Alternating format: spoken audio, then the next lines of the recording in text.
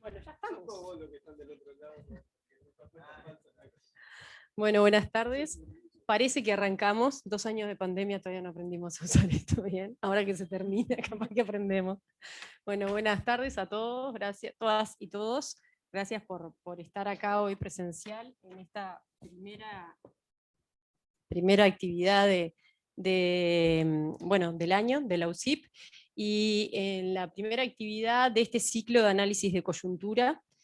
Empezamos bueno, con una actividad presencial que a la vez está siendo transmitida por Zoom, y la idea es conversar sobre el referéndum de la LUC, sobre el proceso, sobre el resultado y sobre las consecuencias. Y para eso tenemos a 3 panelistas.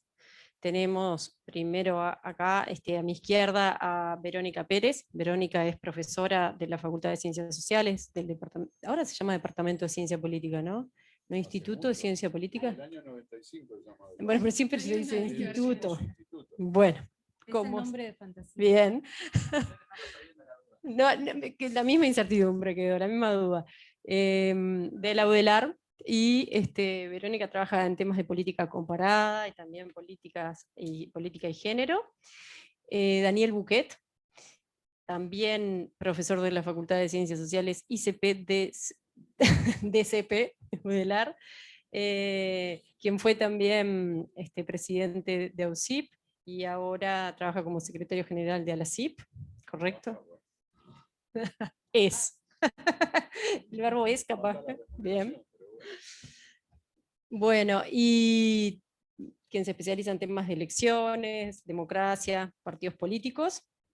Y más allá tenemos a Ernesto Nieto. Ernesto es director de la consultora Ágora. ¿Sí? ¿Ah? y profesor también docente de la UDELAR en CENUR, en la sede de Salto. Y también Ernesto, bueno, estaba trabajando en su tesis de doctorado sobre participación electoral en los municipios. Y bueno, pensamos que también en este caso muchas veces la UCIP trabaja mucho desde Montevideo, y queremos también que llegue las visiones de otras partes del país. Entonces, fundamental también que haya podido venir desde Salto. Así que muchas gracias a los 3. Ernesto, gracias por hacer el viaje. Gracias a todos los que están del otro lado y a los que vinieron hoy acá. Bueno, hace unos días tuvimos el referéndum parejo en el resultado, ¿sí? Hace 2 días creo que fue que la Corte sacó los resultados finales, 50% de votos para el no, 48,67 para el sí, 1,31 voto en blanco y anulados 3,59.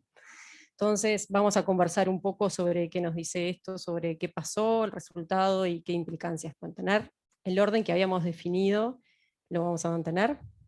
Entonces empezábamos por Ernesto, después Verónica, y terminaba Daniel. Cada uno tiene aproximadamente 15 minutos, y así después dejamos tiempo para las preguntas de la gente que vino y que está en el webinar, que puede mandarlas a través de la sección de preguntas. Gracias. El micrófono sí, porque así sale en el audio del webinar. Si no lo sale. ¿Sí? ¿Está? Sí. Bueno, gracias a los colegas por la invitación, a UCIP. Gracias a Vero, a Daniel por compartir, y a nuestra presidenta allí por esto. Bueno, como ella dijo, yo en realidad vivo en Salto, trabajo en Salto, y en realidad lo que voy a hacer es charlar en estos 15 minutos desde otra mirada de la coyuntura. Una definición que no es demasiado académica, pero creo que es bastante clara de lo que es el análisis de coyuntura. Es algo así como una lectura de la realidad que se mueve, ¿no? Analizar la coyuntura es pretender por lo menos leer la realidad, y la realidad está en movimiento. Y en este caso yo me voy a referir a las cosas que pude observar. Algunas fueron bastante novedosas, fundamentalmente desde donde yo las las observo, en algunos casos con investigaciones y en otros casos como, bueno, como alguien que por cuestiones básicamente laborales se traslada y se mueve fundamentalmente en el litoral, aunque en el último ciclo electoral trabajamos en otras regiones del país. De Oliveira Santos, que es un pesquisador, un investigador de la Universidad de San Pablo, usa una metáfora que a mí me gusta mucho para describir los problemas que tiene el análisis de coyuntura, porque estas charlas de la UCIP son charlas de coyuntura, ¿no? Y él dice, el problema del análisis de coyuntura es que, bueno, tiene varios problemas, pero uno en particular es que los actores sobre el mismo fenómeno hacen lecturas dispares, y eso generalmente ocurre porque, bueno, se están enfocando en algún escenario desde el gobierno o se están enfocando en algún escenario desde la oposición. Y él, la metáfora que usa dice, para hacer un buen análisis de coyuntura deberíamos poder ver desde el palacio la plaza, pero también desde la plaza el palacio. Y él dice, el problema es que siempre, según desde donde lo miremos, hay distintos niveles de neblina.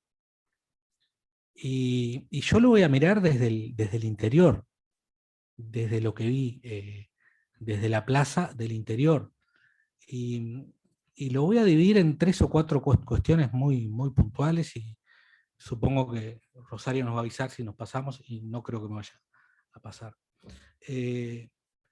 En primer lugar, la campaña en el interior, saliendo del área metropolitana, fundamentalmente en el litoral, pero por varias cosas que observé, puedo decir que sobre todo en la mayor parte del interior, fue muy diversa. Y si bien tuvimos 2 comandos o equipos de campaña, como suele haber, en realidad la campaña se adaptó mucho a las realidades de cada territorio. Para empezar con algunas cuestiones elementales de campaña electoral. Las campañas electorales tienen tiempos, y normalmente las campañas nacionales, es decir, donde el ganador es el que gana en el país, bueno, esos tiempos son más o menos comunes. Cuando se larga la campaña, más o menos arranca en todo el territorio. Bueno, esta campaña no fue así. Nosotros tuvimos campañas que comenzaron, yo diría que prácticamente en diciembre o claramente en enero, y tuvimos lugares donde las campañas fueron un mes.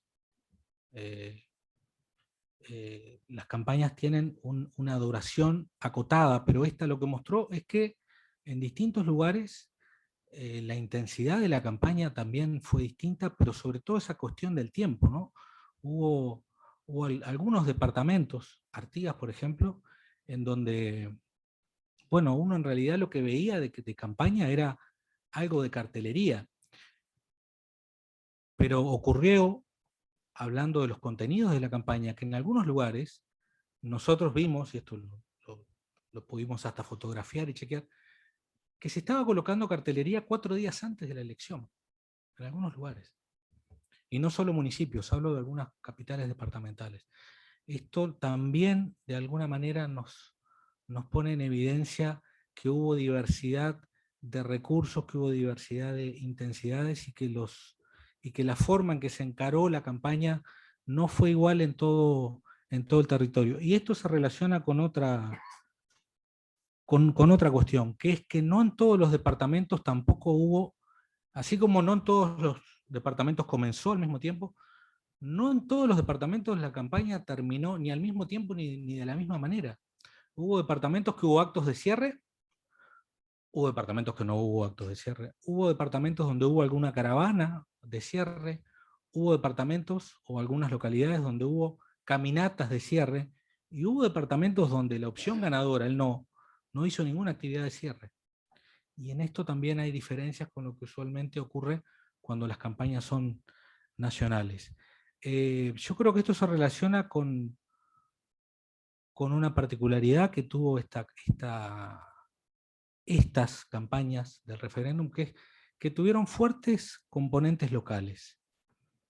En primer lugar, hubo menos visita de lo que habitualmente ocurre en el interior del país de dirigentes nacionales.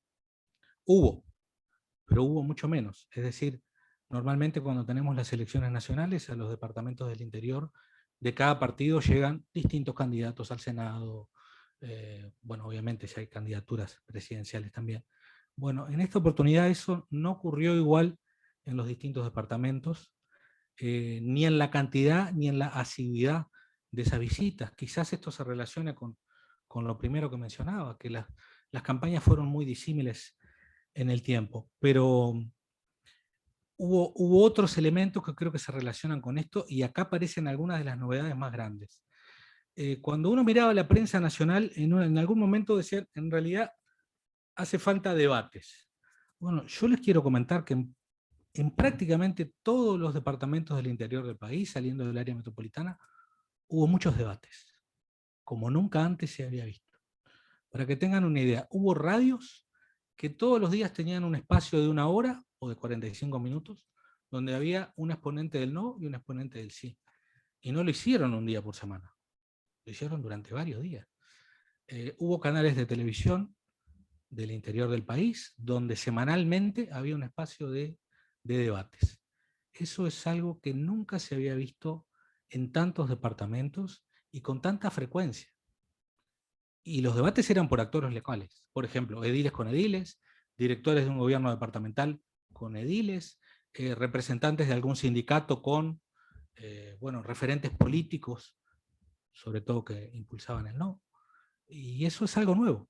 No se había visto en campañas nacionales, ni mucho menos en campañas departamentales. Es decir, hubo un montaje de estructuras discursivas a través de debates que nunca habíamos visto, y mucho menos pensar en las experiencias anteriores, en el tiempo que teníamos de referéndum, mirando desde los territorios.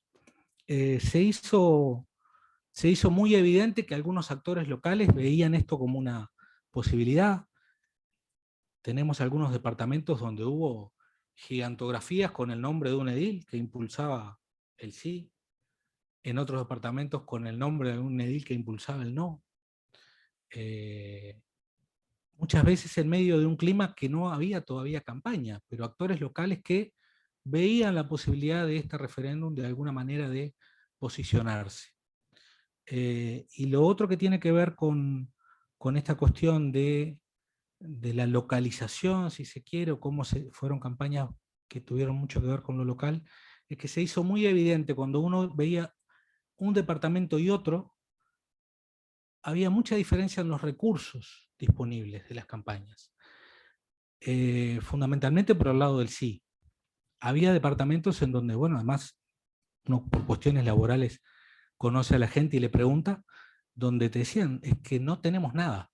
Es decir, no se veía publicidad, no veías cartelería, y te lo decían, es que no tenemos. Entonces, el recurso era salir y hacer lo que normalmente en el interior se le dice barriada o recorrida o puerta a puerta. Y en los últimos días, sobre todo en las 2 últimas semanas, se vio una fuerte disparidad en los medios, donde hubo una importante presencia de publicidad en los medios convencionales y también publicidad paga en redes de la campaña del no, con una intensidad bastante importante para lo que venía haciendo, ¿no? Pasamos de que prácticamente no había publicidades contratadas a ver casi que una saturación de las publicidades. Allá por el mes de enero, nosotros en Ágora hicimos alguna investigación en el litoral. Artigas, Salto, Paysandú y Río Negro. Hicimos algo de intención de voto, pero no era lo que más nos interesaba. Nosotros ya habíamos visto algunas encuestas nacionales que mostraban que muchísima gente no sabía de qué se trataba la cuestión, o que no tenían un nivel de conocimiento de, bueno, de ninguno de los dos aspectos, ni de los 480 artículos de la LUC, ni de los 135 en disputa. Entonces, hicimos una encuesta primero para ver el nivel de conocimiento, más o menos a mediados de enero. Nos dio que más o menos el 75% de la población del litoral nos decía manifiestamente que no había leído ninguno de los artículos, y había un pequeño grupo del 20% que nos decía que había leído algún artículo, pero muy pocos. Como nosotros anticipábamos que eso era una alta probabilidad, decidimos preguntarle a la gente entonces una segunda opción, que era, bueno, y de acá está el referéndum, en enero ya sabíamos, ya teníamos fecha de referéndum, ¿le parece que va a leer alguno de los artículos, ya sea de la ley o de los artículos que están en disputa? Y prácticamente el 80% de los encuestados nos dijo probablemente no. La gente nos decía, probablemente no voy a leer los artículos. Entonces, lo que nosotros quisimos hacer ahí era decir, bueno, ¿y en base a qué va a decidir? Si lo que está en disputa no lo va a leer, ¿en qué va a decidir? ¿Y qué hicimos? Bueno, tomamos algunos modelos bastante tradicionales y convencionales del comportamiento electoral y construimos una batería de posibles respuestas. Era imposible tomar todos los modelos, no teníamos recursos para hacerlo ni tiempo, pero entonces, bueno, pusimos el modelo de simpatía partidaria, el modelo de voto económico, el modelo de voto por socializaciones, por el entorno directo que tengo, ¿no? Y el modelo del voto racional, que acá sería el que vota porque, bueno, lee la ley y está. Y los resultados fueron bastante, para nosotros fueron bastante, nos permitieron entender un poco más qué era lo que estábamos viendo. Estos resultados son públicos, están en la página de Ágora, las dos, tanto el nivel de conocimiento como por qué la gente nos decía que iba a votar. Y nos dio que más del 40% iba a votar por simpatía partidaria, nos dio que un 20% más o menos decía que en realidad iba a ser muy importante su entorno social, tanto laboral como familiar, que era lo que le decía. Después había menos gente, algo más del 10, el 12, que nos decía que seguramente la situación económica fuera importante, y en esa respuesta particularmente era muy presente entre los más jóvenes, ¿no? Que nos decían que la situación económica podía ser importante en su decisión del voto. Y finalmente los que decían que el voto iba a ser un voto racional, es decir, teniendo en cuenta los contenidos de la ley, eran un número más o menos similar del 10 y el 12. Entonces, con esas 4 respuestas, repito, no podíamos tener todos los modelos de comportamiento electoral, gracias, pero era lo que podíamos hacer. Y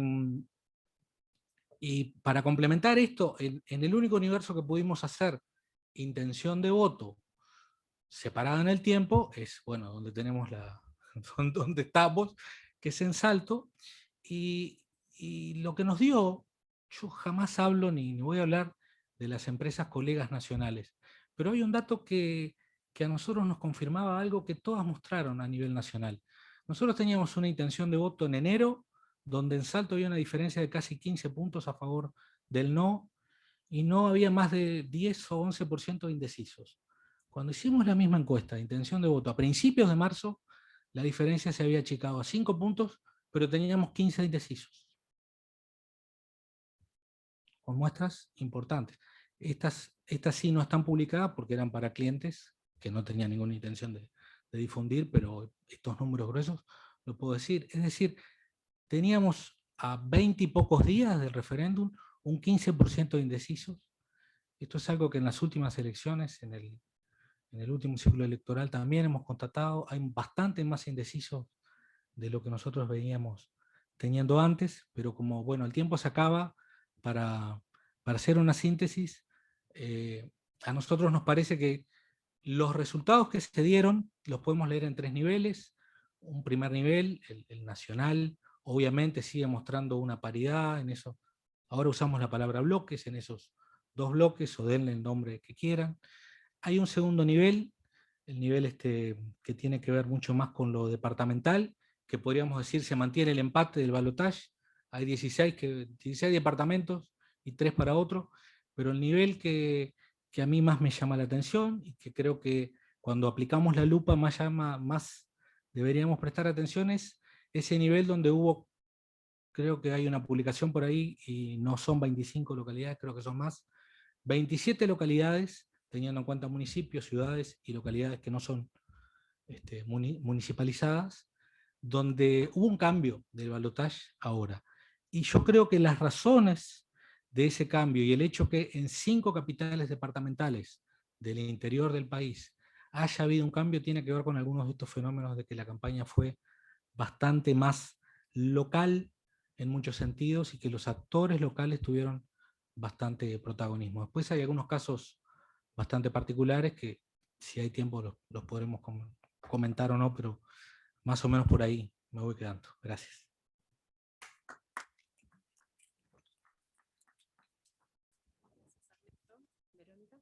Bueno, por acá se escucha. Bueno, gracias a Rosario por la invitación, a la directiva de AUSIP por la invitación, a quienes están aquí en la sala y a quienes están en el Zoom. Ayer, pensando, preparando la charla de hoy en función de lo que nos había pedido Rosario, de analizar el proceso, los resultados y las consecuencias, estaba repasando el libro de David Altman sobre los mecanismos de democracia directa en el mundo, y en la página 2, Altman dice que a veces lo importante cuando se analizan los mecanismos de democracia directa es más mirar el proceso que los resultados, así que esto también lo diría Tavares, pero me voy a enfocar en función de esas dos connotadas personalidades en los resultados, en el proceso, perdón, y los resultados. Bueno. Entonces, en función de enfocarme en este punto, quería hacer un argumento mostrando algunos datos, no evidencia demasiado directa, pero alguna evidencia, que muestra que sin mirar encuestas, mirando otros datos que no son encuestas, era posible hacer desde el inicio, mirando el proceso, pero mirando el proceso y desde el inicio podía hacerse, podía aventurarse también que el resultado iba a ser un resultado competitivo y que se iba a llegar a las firmas, o por lo menos podía eso decirse con cierto grado de certeza, más allá de que bueno, varios analistas y también varias personalidades políticas, incluso desde quienes defendían, desde el lado del sí, pensaban que el resultado iba a ser otro y que las firmas nos iban a alcanzar. Entonces, si nos ubicamos en términos generales respecto al uso de referéndums y el uso de mecanismos de democracia directa y el uso de referéndums en Uruguay, como muestra David Altman y bueno, también otros colegas como Felipe Monestier, Uruguay es un caso destacado en el mundo en el uso de estas reglas. Y en particular es un caso destacado en el uso de mecanismos de democracia directa activados desde abajo, ¿no? Es decir, activados, como Altman llama, por la gente, y también es un caso destacado en el mundo y en América Latina de uso de referéndums, ¿sí? Que son mecanismos de democracia directa reactivos, ¿no? Contra leyes. En América Latina, Uruguay concentra el uso, ¿no? Se destaca porque concentra el uso de mecanismos de democracia directa, pero también concentra el uso de referéndums, y también se destaca porque tiene el umbral más alto para activar un referéndum, ¿no? Se requiere el 25% del padrón electoral, que es un poco más que el padrón efectivo, ¿no? Si tenemos en cuenta que en realidad el padrón está constituido por un porcentaje de gente que en realidad no vota, ¿no? El padrón efectivo en elecciones nacionales está alrededor del 90% del padrón electoral. Entonces el umbral es que requiere Uruguay, que las reglas constitucionales uruguayas requieren para activar un mecanismo de referéndum es muy alto, ¿no? Hay países como Colombia, donde ese umbral es mucho más bajo, ¿no? Por ejemplo, en Colombia es del 5%. Por lo tanto, convocar a un referéndum en Uruguay no es una tarea sencilla, ¿sí? Es bastante más difícil que convocar plebiscitos, donde el umbral es más bajo, ¿no? Es el 10% de padrón electoral. Por lo tanto, en Uruguay los referéndums no los convoca quien quiere, ¿no? Sino quien puede. Y cuando se llega a convocar un referéndum, significa que esa consulta ciudadana goza de un apoyo popular importante, y ese apoyo popular además es organizado, ¿sí? Tiene por detrás organizaciones sociales. Si miramos la historia de Uruguay en el uso de mecanismos de democracia directa hasta la LUC, hubo 15 instancias de este tipo, pero de esas solo 4, incluyendo la LUC, fueron referéndums, y el último que tuvimos fue en 2003, el referéndum sobre la desmonopolización de ANCAP, y aunque hubo otros intentos, ¿sí? Por convocar referéndums, todos fueron fallidos, y en particular en los últimos años se hicieron intentos por convocar otros referéndums contra leyes, ¿no? Por ejemplo, la ley de aborto, hubo un intento por activar un referéndum, la ley trans o la ley de inclusión financiera. Si miramos los actores que han intentado convocar que han intentado convocar los referéndums, que han intentado convocar los que lo hicieron, que tuvieron éxito, y los que no tuvieron éxito, vemos que tanto los actores de derecha, es decir, tanto la derecha electoral y no electoral, ¿no? Y la izquierda electoral y no electoral, han activado mecanismos de democracia directa. Sin embargo, solo la izquierda, la izquierda electoral y no electoral, es decir, el Frente Amplio y el PIT-CNT y eventualmente otras organizaciones sociales, han concebido activar referéndums, aun cuando también han fallado algunas veces, pero los únicos que han sido exitosos, que han logrado activar estos mecanismos, han sido los actores de izquierda. Hay dos formas de activar referéndums, ¿no? La vía corta y la vía larga, que es la que se usó en esta elección. La vía corta es una elección voluntaria en donde se debe llegar al 25% del padrón electoral mediante los votos. De los 4 referéndums que se celebraron, solo uno de ellos usó la vía corta, que fue el referéndum de las empresas públicas de 1992. El resto de los referéndums fueron convocados, de los exitosos, fueron convocados mediante la vía larga, es decir, mediante el proceso de recolección de firmas. Ambas vías, dado el umbral que requiere la Constitución uruguaya, ambas vías exigen movilización y organización por parte de los actores convocantes, pero en particular la vía larga, la de juntar firmas, requiere mucha organización, ¿sí? En este referéndum, en las etapas iniciales, había una disputa respecto a la convocatoria, a si debía irse por la vía larga o si debía irse por la vía corta, y en el medio estaba la discusión de si se iba a llegar a las firmas o no se iba a llegar a las firmas, y había algunos actores relevantes que pensaban que eso era muy difícil alcanzar el 25% del padrón electoral para activar un referéndum contra esta ley. Esta afirmación de que era algo muy difícil tenía algunos argumentos a favor, ¿sí? El primer argumento era el umbral, la segunda era la buena imagen del gobierno influida por la buena gestión de la pandemia, la dificultad de hacer un referéndum contra una ley que en realidad no es una ley específica, sino que es una ley ómnibus, ¿no? Que tiene muchas cosas adentro y que es difícil argumentar sobre muchas cosas a la vez.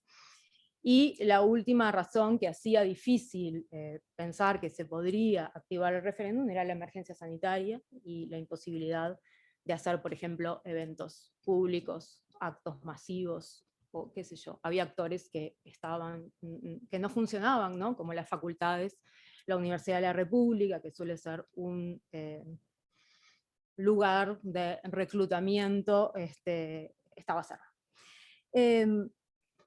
Pero, entonces, si se miran esos factores, podía estar bien la argumentación de quienes decían que era muy difícil llegar, pero si se miraban otros, en realidad había algunas razones para pensar que era bastante probable que las firmas se alcanzaran. Y desde mi punto de vista había tres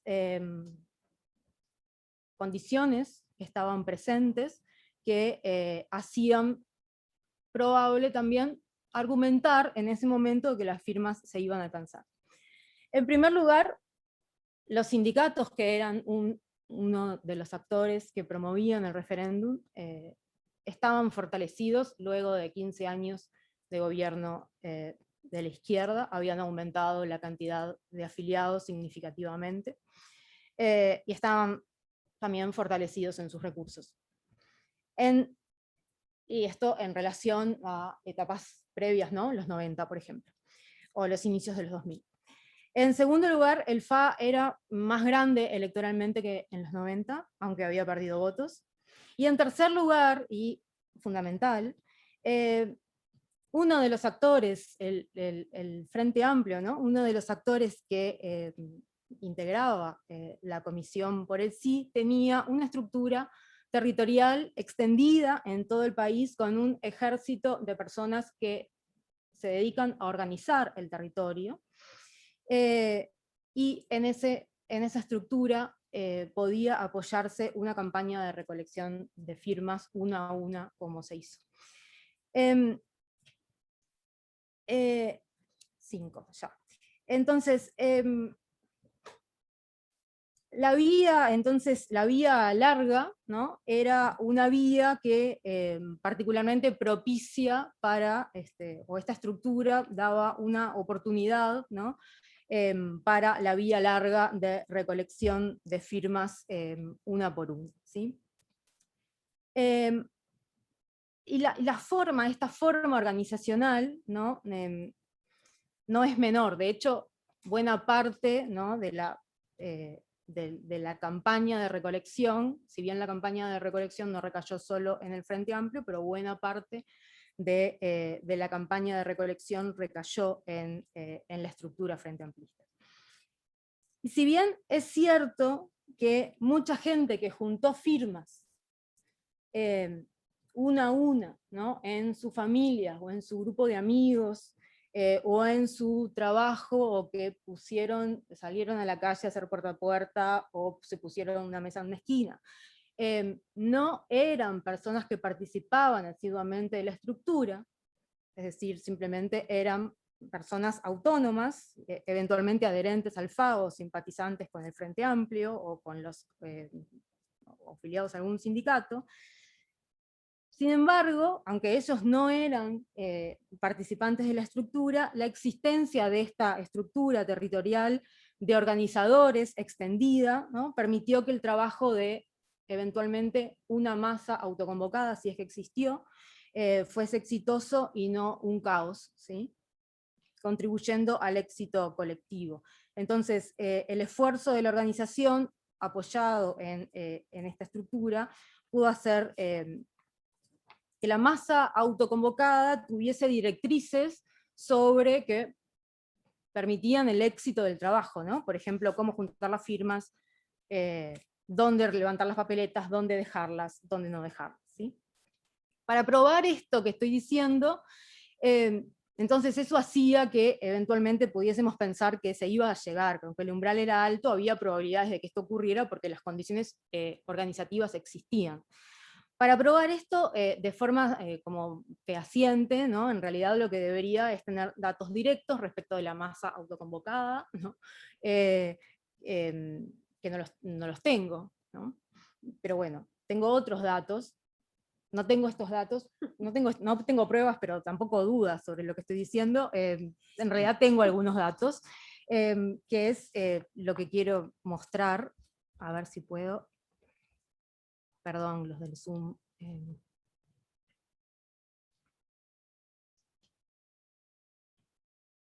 Ay. Los de acá lo están viendo, pero los del Zoom no, ya voy.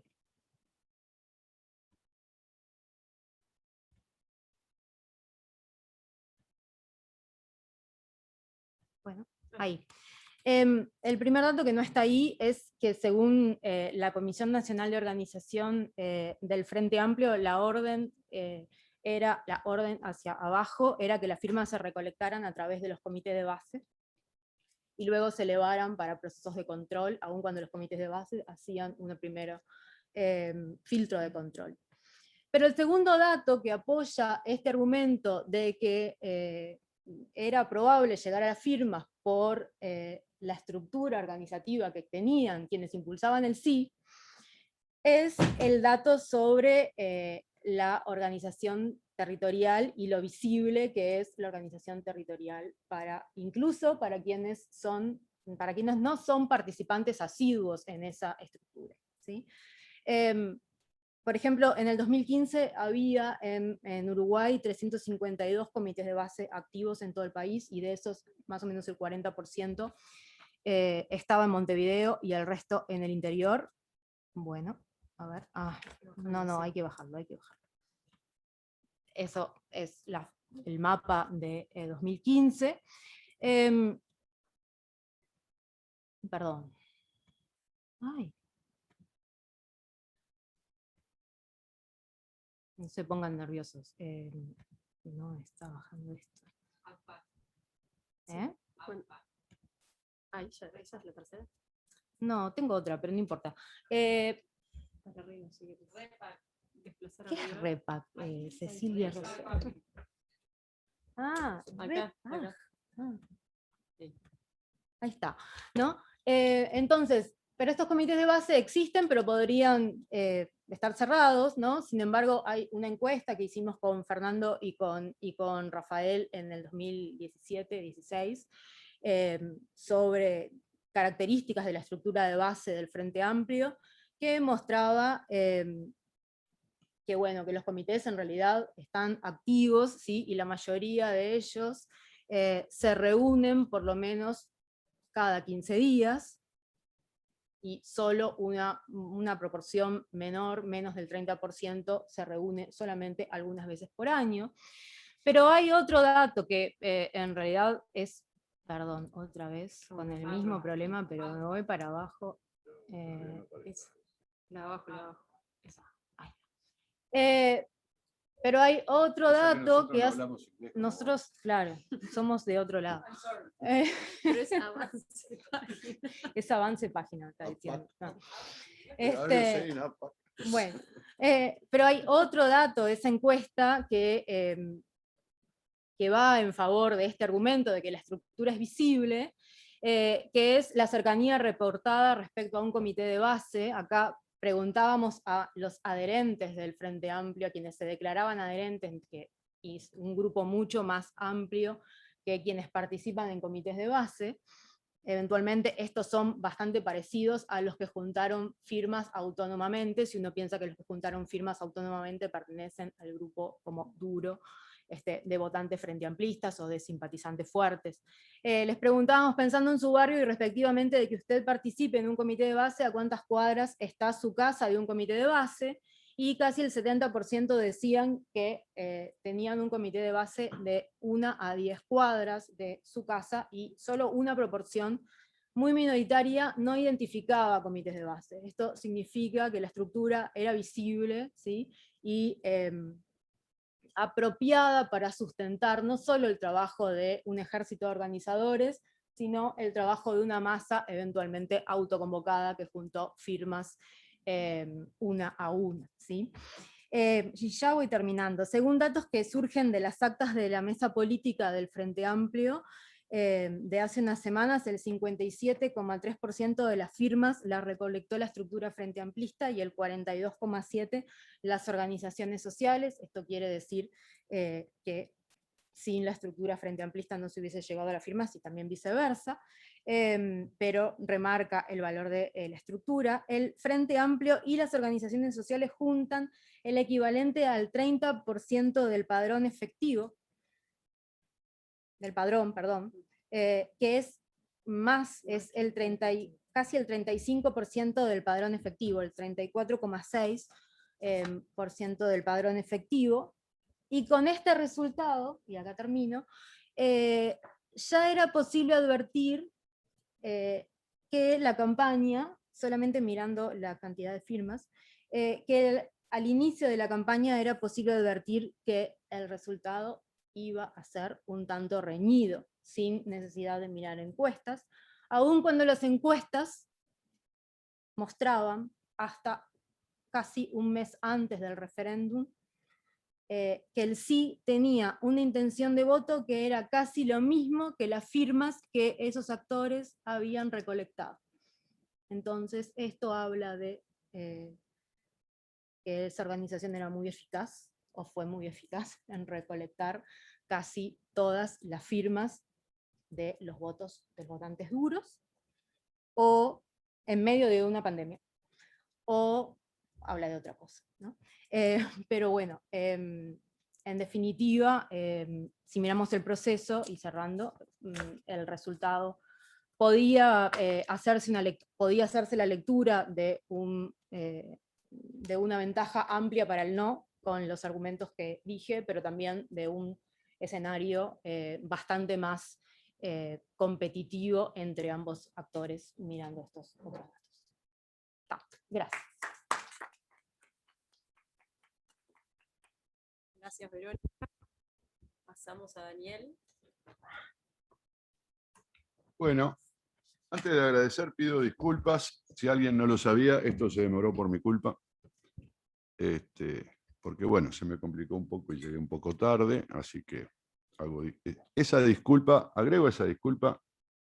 que no preparé una presentación. Tenía una buena excusa y era, bueno, yo iba a hablar último, mirá, llega una presentación y los dos que hablan antes dicen lo que yo puse en la presentación. Pero entonces me hice un apunte bastante minucioso, que en el apuro me olvidé de imprimir y traer. Traté de reconstruirlo, digamos, de memoria acá. Esas son las disculpas. Me puse la misma camisa del flyer para que me reconozcan. De todos modos, ya fuimos presentados. Y ahora sí les quiero agradecer a la Asociación Uruguaya de Ciencia Política por la organización de este evento y de esta serie de eventos que creo que son muy interesantes, útiles, atractivos, tal vez no muy masivos, pero para alguna gente que nos gustan estas cosas están muy buenos. Bueno, sí, yo qué sé, mucha gente, son 800.000 firmas, quiero decir. No, está bárbaro. Bueno, además de AUSIP, bueno, pero hay que ponerse objetivos ambiciosos. Además de AUSIP, le agradezco a Rosario en particular, al Departamento de Ciencias Sociales de la Universidad Católica, por recibirnos en su casa y en esta sala tan linda. Y a las colegas, la colega que les colegues que me acompañan acá en la presentación, y ya me gasté aparte del tiempo. Yo había armado, bueno, por suerte además las presentaciones anteriores fueron muy buenas y yo diría que bastante específicas de cosas que no son los tópicos del análisis de los resultados del referéndum. Mi idea era básicamente muy poco original y hacer un pequeño repaso de tópicos. Dividido en 3, y en todo caso veo si puedo decir alguna cosa de cada uno. El primer tópico es el resultado. El resultado, no los números, porque eso creo que todo el mundo lo conoce, sino algo así como que, ¿qué significan estos números? Creo que esto es relativamente interesante porque hubo o hay incluso alguna polémica al respecto, ¿no?, de quiénes ganaron y quiénes perdieron. No sé si hay en realidad algunas discusiones que son más bien marginales, pero que las hay, y por eso vale la pena dedicarle un minuto al asunto. Todo el mundo sabe que el referéndum no logró su objetivo, es decir, no logró derogar los artículos de la ley, por lo tanto los artículos quedaron firmes, y eso es lo que buscaba el gobierno en primer término, y entonces ganó el gobierno. Punto. Ahora, como se supo inmediatamente, además de que era un resultado extremadamente parejo, se supo inmediatamente incluso por una proyección muy acertada que se hizo desde la Oficina de Percepción Ciudadana y se transmitió por TV Ciudad, y luego, bueno, decimales más, decimales menos, la acumulación de datos confirmó un resultado muy parejo y el escrutinio definitivo más o menos lo mismo. Y allí, claro, hay como dos lecturas. Son lecturas, el resultado es el mismo, pero hay dos lecturas. Una lectura que es la del gobierno y dice, bueno, prueba superada, ganamos y seguimos adelante.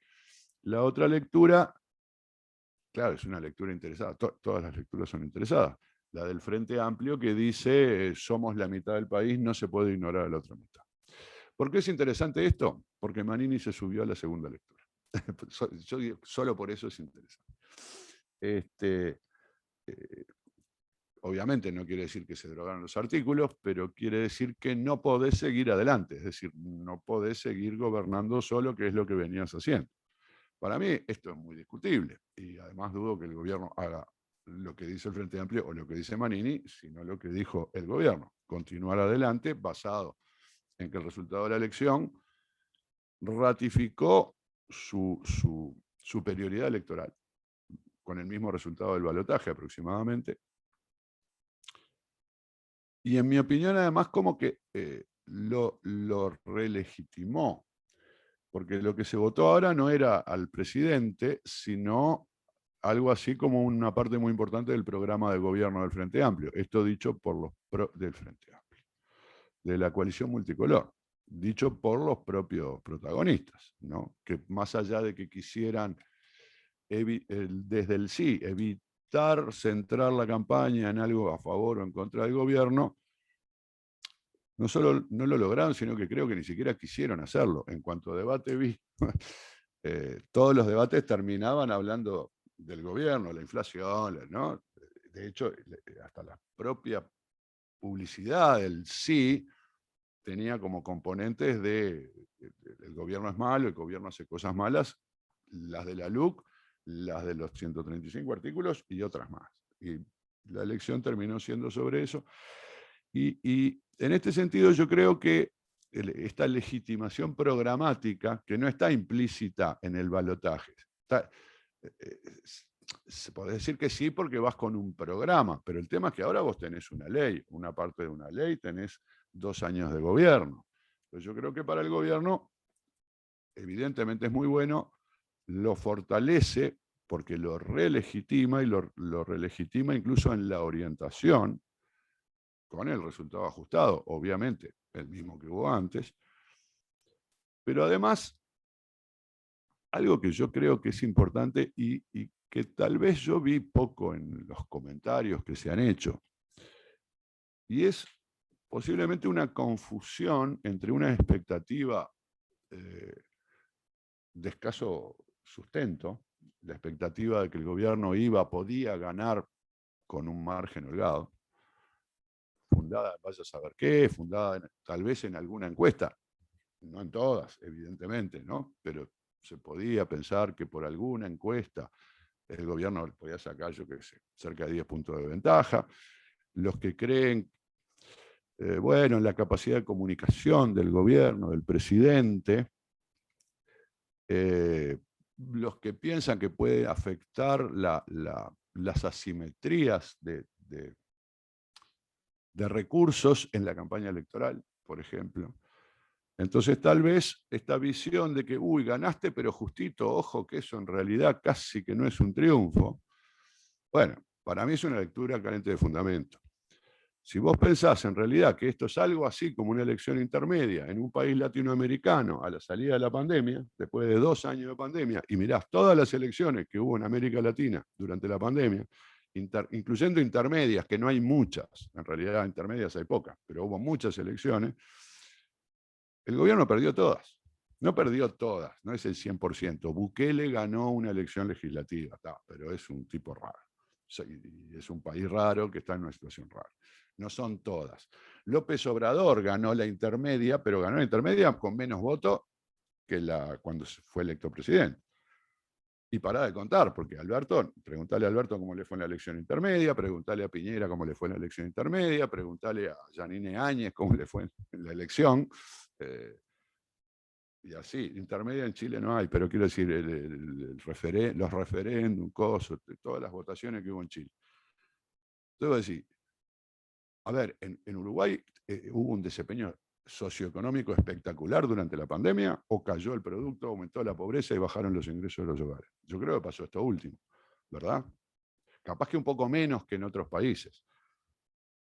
Pero esperar que en estas condiciones un gobierno gane una elección cómodo, me parece una expectativa infundada. Por lo tanto, cierro esta pequeña parte diciendo que creo que es un gran triunfo del gobierno, un muy buen triunfo del gobierno, ¿no? Y no comparto algún otro análisis por ahí donde, por ejemplo, que se compara los votos del no con la suma de los 3 partidos, de los 5 partidos de la coalición en la elección de octubre.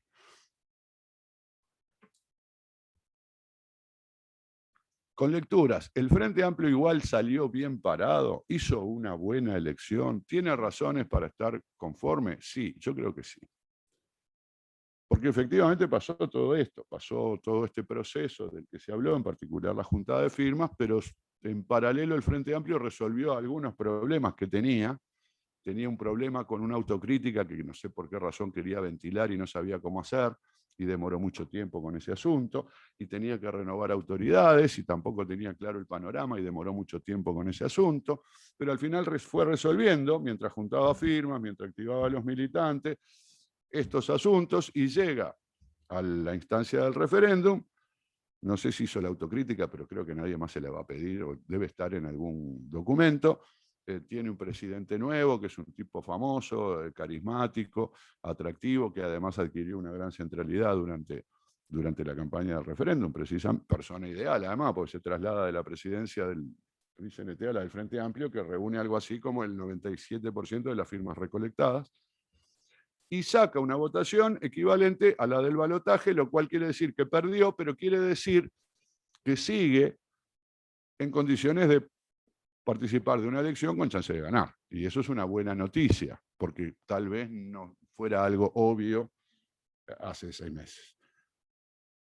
El PIT-CNT, no, el PIT-CNT perdió, digamos, el grado de la derrota es difícil, pero como el PIT-CNT no es un partido político y no le interesan los votos, creo que en ese caso su principal objetivo, que era derogar algunas normas que afectaban muy directamente a las organizaciones sindicales, sus recursos de lucha sindical, bueno, no logró el objetivo y entonces está objetivamente en una situación de menor potencia y capacidad de llevar adelante luchas reivindicativas que la que tenía antes de que se aprobaran estos artículos. No digo que no tenga de todos modos cosas para valorar positivamente, como el propio documento del PIT-CNT menciona, en términos buenos de consolidar la articulación con otras organizaciones sociales, revitalizar su militancia, en fin, todo el mundo, bueno, obviamente todo el mundo además trata de hacer la lectura positiva. El segundo punto, que a mí me interesa, no sé si llegamos al tercero, ya vemos, es la explicación del resultado. Y creo que esto además también dio para mucho. Claro, creo que rápidamente las opiniones autorizadas fueron a ver, caramba, qué coincidencia. Acabamos de tener una votación que es casi lo mismo que tuvimos en noviembre de 2019. Porque todo el mundo venía, de hecho, muy enroscados con el tema de la campaña. La pregunta acá es cuánto pesa la coyuntura con respecto a la estructura, en este caso en las preferencias, para este resultado. Bueno, que se quedaron con la papeleta celeste y me diste la rosada y con eso sacás ventaja, que no me dejas usar el Estadio Centenario, que el presidente no puede intervenir en la campaña. Del otro lado también había quejas, ¿no? Que la universidad, que no sé quiénes. Pero bueno, el Frente Amplio dijo algo así como David contra Goliat. Después, bueno, con datos incluso de la publicidad pagada en medios, ¿no? que demostraban que triplicaba, cuadruplicaba, no sé cuánto la relación entre unos y otros.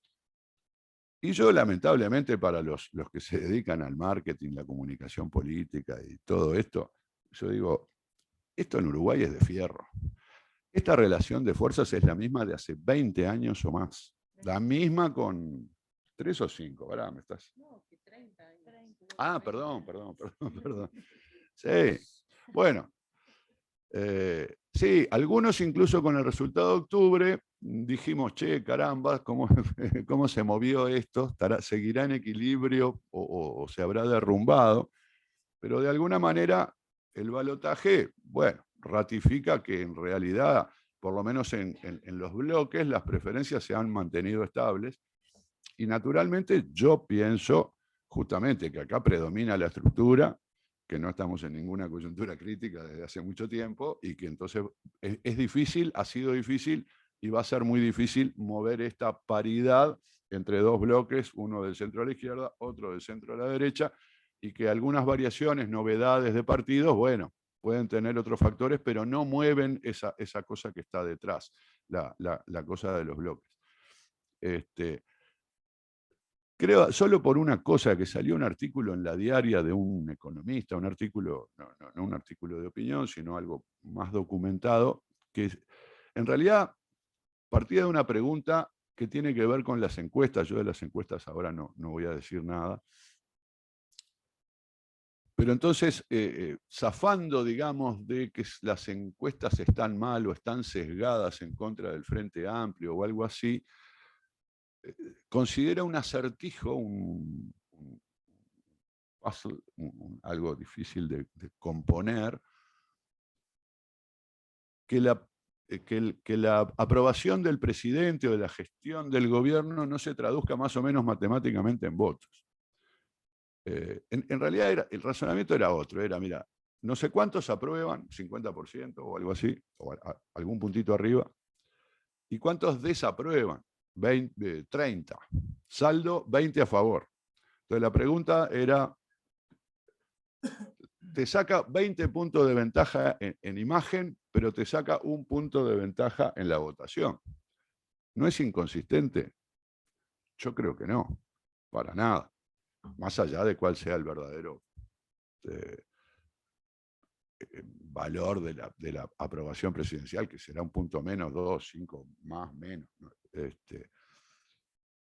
Tal vez el Frente Amplio tenga o quiera atribuirse el mérito, tipo el del balotaje del 19, de que los niní de la pregunta de aprobación del gobierno terminan volcándose mayoritariamente hacia el sí y no hacia el no. Ahora, esto también se puede explicar por la situación económica, por distintas razones, ¿no? Yo creo que, claro, lo voy a decir brutalmente, yo creo que no haces nada y sale igual. Nadie hace nada, pone la votación y sale igual, y dentro de 3 años, cuando tengamos una elección, vamos a estar igual. En fin, obviamente no, hasta que llegue ese momento. Ustedes no van a saber dónde estoy yo para irme a buscar cuando llegue ese momento. Digo la última, si me queda un par de minutos, en el apunte, ¿no? Se ha hablado, tiene que ver con lo que acabamos de decir, cómo interpretamos, cómo leemos el resultado y cómo lo explicamos, que tiene que ver con cómo vemos la perspectiva. Yo veo que para el gobierno de la calle, digamos, del presidente, el resultado fue muy bueno, sobre todo porque el resultado contrario, que estuvo muy cerca, por lo tanto tenía una probabilidad muy alta, era muy malo. ¿Y por qué? Yo creo que el resultado lo que ayuda, lo que le permite, es que no se le deshilache la coalición en el corto plazo, en el cortísimo plazo. En realidad, de una elección a otra ni siquiera tenemos mediano plazo, pero... Porque, ¿qué pasa? En realidad, para que se deshilache la coalición, alcanza con que Manini se vaya. Aún con el triunfo, Manini quiso, bueno, decir, sí, pero ojo, no te agrandé, mira que son dos mitades, esto sin acuerdo no funciona, etc. Bueno, imagínate con una derrota, ¿no?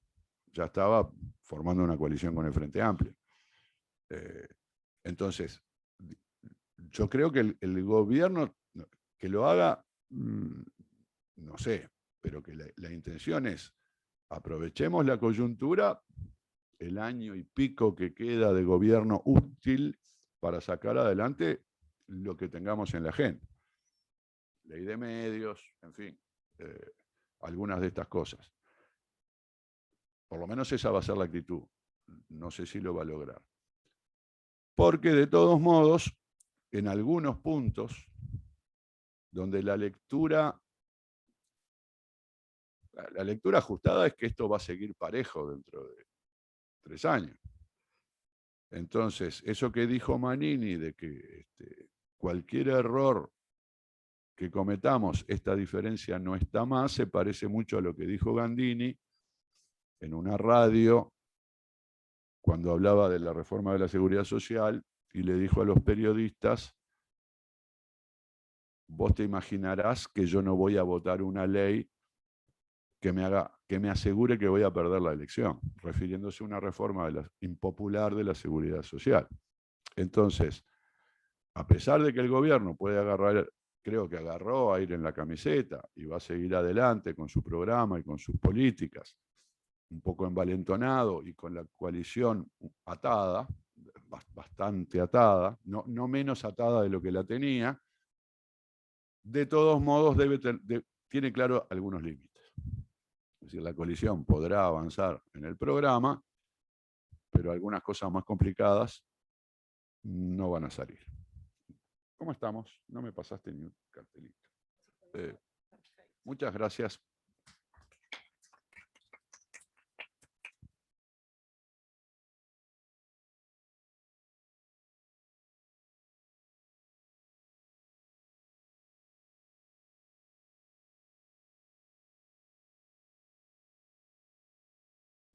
Hola. También, bueno, ahora abrimos a preguntas del público, decía. Les agradecemos a los expositores las 3 exposiciones muy interesantes. Presentaron aspectos bien distintos, hablaron de 3 cosas diferentes. Entonces, preguntas del público y preguntas de... Sí, estaba todo organizado, Ernesto. Vos sabés que estaba todo organizado.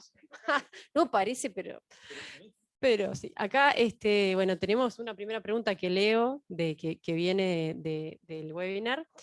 Es Guillermina Lucas, que es estudiante acá en Ciencias Sociales en la Universidad Católica. O sea, quería consultar si, más allá de que ustedes definen el Frente Amplio como un partido de masas, ¿les parece que el proceso de referéndum inició un camino inspirado al del MAS en Bolivia, donde los movimientos sociales ganan espacios de decisión en detrimento de la estructura partidaria electa del Frente y sus líderes más naturales, sobre todo pensando en la dirigencia sindical como cara visible de los espacios de comunicación del comando del sí?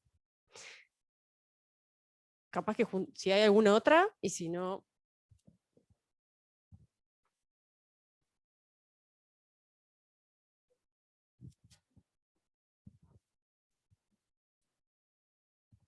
Hola, mi nombre es Rodrigo y tengo preguntas para los 3. Por ejemplo, primero para Ernesto, que planteaste esto de que las campañas arrancaron a tiempos distintos. Mi pregunta es, ¿arrancó más temprano la del sí y después la del no? ¿O también hubo diferencias territoriales dentro del sí y dentro del no, en cuanto a esto del timing? Y después también te quería preguntar, esto creo que es más de opinión, vos hablabas de el relevante porcentaje de gente indecisa cerquita de la elección, tanto para el balotaje del 2019 como para el referéndum ahora. ¿Vos pensás que estamos ante un electorado que se decide a último momento o en realidad es una cuestión más de que la gente se guarda para sí su verdadera opinión? Después, para Verónica, te quería preguntar, me encantó tu presentación. Te voy a preguntar algo de lo que no hablaste, que es si me podés contar por una cuestión de interés propio, ok, la estructura del Frente Amplio en todo el país la nombraste. ¿Cómo es la estructura, en este caso del no? ¿Es tan organizada y llega a todo el territorio a través de comités o en realidad está más centralizada o se basa tal vez como por otros mecanismos más publicitarios o modernos en el sentido digital? No sé, se me ocurre, pero te lo pregunto de verdad porque no lo sé y me interesa.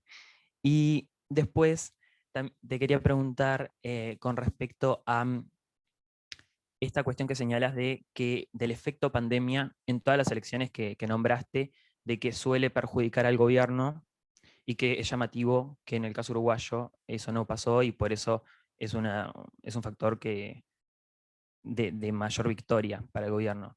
Mi pregunta es, ¿puede estar ocurriendo que en realidad el efecto pandemia para el caso uruguayo se haya neutralizado debido a que veníamos de 3 periodos consecutivos de la izquierda y ahora hace 2 años nada más se dio ese giro? Y por ejemplo, pienso en Argentina, está Alberto, pero estuvo Macri y después, o sea, hubo intercambio. En Chile estuvo Piñera, pero estuvo después, antes Bachelet, y hubo intercambio. Desconozco el caso de México. Pienso en Bolivia, que estuvo el gobierno de Añez y estuvo el intercambio ahí, el cambio ahí fue distinto, pero también hubo cambio. Entonces, esa es mi pregunta. Si te parece que puede ser que el efecto pandemia fue neutralizado por la no alternancia que hubo durante 15 años acá.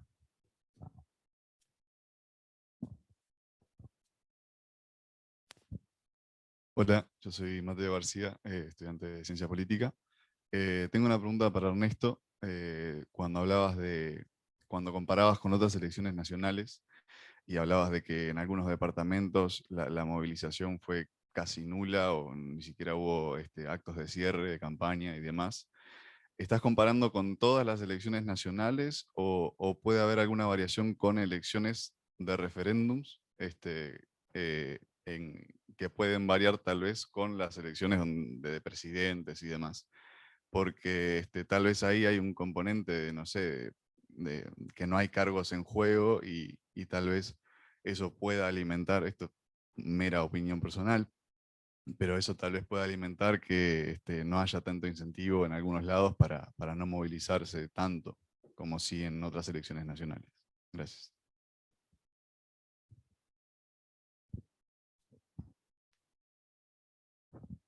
Hola, soy Pedro, soy biólogo, pero tengo una pregunta para Ernesto bastante puntual. En Salto y Paysandú, lo hicieron público, mala mía. En Salto y Paysandú son situaciones particulares. En Salto gana el sí después de perder la intendencia, perdón, gana el no después de perder la intendencia por no poder coordinar la candidatura. Y en Paysandú gana el sí a pesar de haber perdido la intendencia y las elecciones. En esos dos departamentos, ¿hubo un rearreglo dentro de los bloques que permitió mejor operativa, cruzada? ¿Se generaron liderazgos nuevos? O sea, ¿cambió el mapa político entre los dos periodos, entre las elecciones y el referéndum?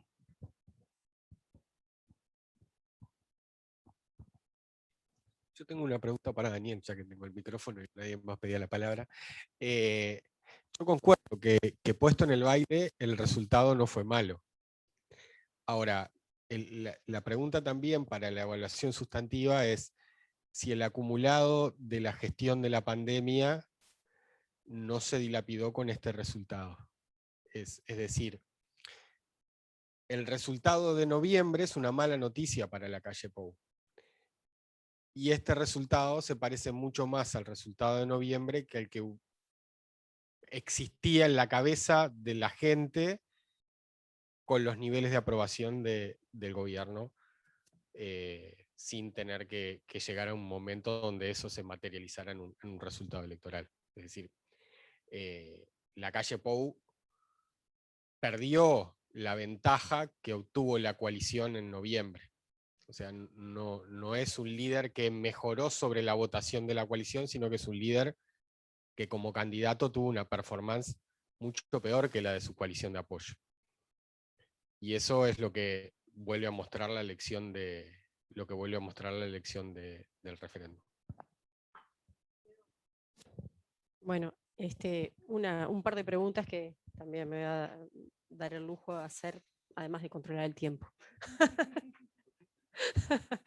Bueno, una es para Ernesto, porque ya que viniste te vamos a hacer muchas preguntas, ya que te tomaste el ómnibus.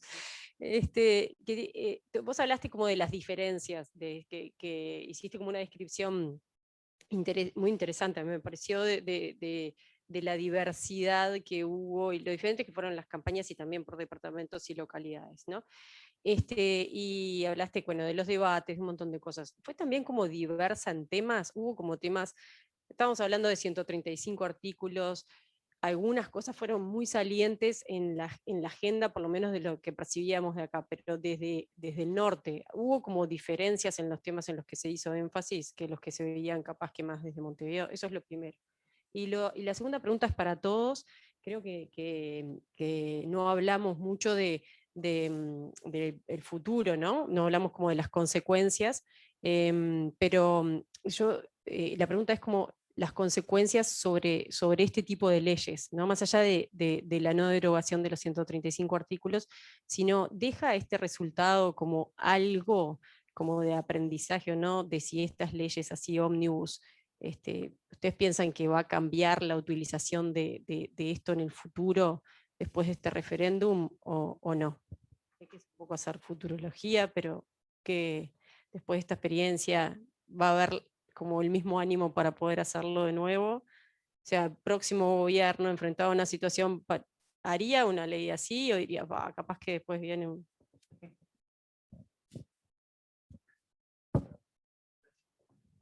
No quería privarme de la posibilidad de que Rafa cumpliera este rol tan solícito que ha tenido.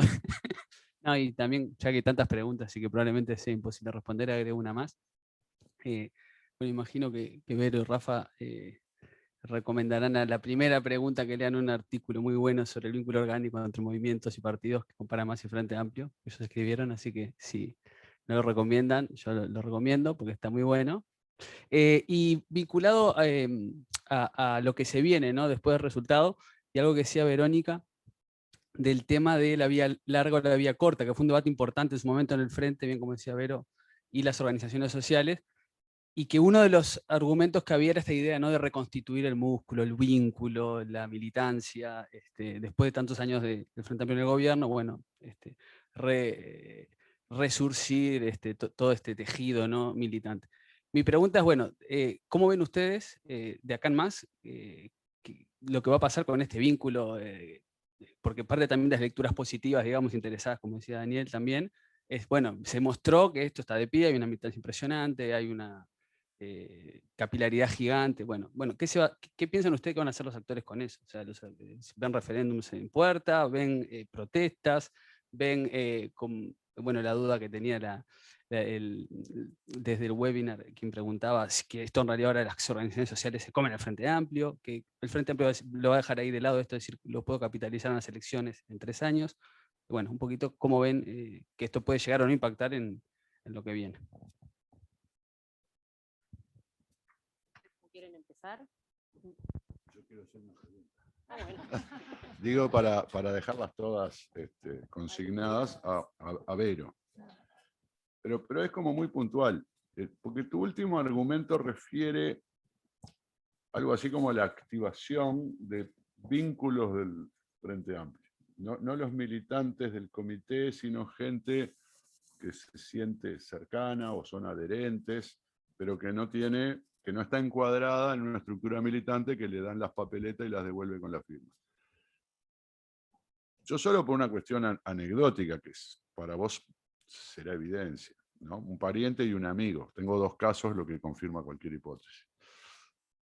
Todos saben que cuando el Frente Amplio hizo el último conteo de firmas, ¿no? Ahora ya no me acuerdo bien de los plazos, estaba con la expectativa de llegar justo a, no sé, las 700.000 que se requerían, lo cual indicaba en realidad que casi seguro que no iban a ser suficientes con un descarte razonable. Pero en los últimos días, no sé cuántos, 10, 15 días, empezaron a llegar papeletas. A ver, quiero aclarar una cosa, porque yo esto averigüé, pregunté varias veces cómo hacían las cuentas cuando decían que tenían tantas papeletas y hasta dónde llegaban su información. Y me explicaron incluso que hasta tenían sus coeficientes, porque ya saben, en el comité de 33 siempre te cantan el doble, entonces ya les... ¿no? Ese tipo de cosas. Estaba muy organizado. Las firmas que aparecieron en la última semana, digamos, capaz que a Pérez, Piñeiro y Rosenblatt no los sorprendieron, pero sorprendieron a Michelini, a Fernanda Pereira y a todo el resto. Aparecieron 100 firmas de abajo de la mesa. Ahí viene mi pariente y mi amigo. Porque en estos casos son personas que entregaron a último momento del orden de unas 50 firmas y nadie sabía ni qué papeletas tenían ni cuántas firmas habían juntado hasta ese momento. Lo hicieron por la de ellos y como vieron que cerraba el plazo, dijeron, hay que entregar. Me imagino que esto debe haber ocurrido multiplicado por un número razonable que dé 100.000, o sea, si estas son 100, son 2.000 personas, estas son 2, ¿no? Multiplicados por 1.000, son 2.000 personas. 2.000 personas no son muchas personas que hicieron algo parecido. La pregunta es, ¿vos estás tratando de o incorporás, digamos, la contribución de este tipo de militante como digamos, como algo que se podía y se puede calcular cuántos son, cuánto aportan, etcétera? Esa es la pregunta. Bueno, leo una última, porque está Diego Luján, que mandó una pregunta por el webinar y no podemos dejarla de leerla. Buenas tardes, a propósito del último tramo de la presentación de Buquet y teniendo en cuenta que se encuentra actualmente en discusión la reforma de la seguridad social, ¿creen que la amenaza de un eventual referéndum puede llevar a que no se lleve a cabo la reforma? Bueno, con esto ya les doy paso a ustedes para que vayan contestando.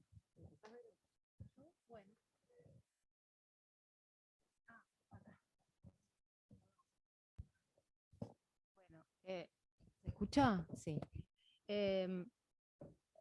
Voy a empezar, por orden.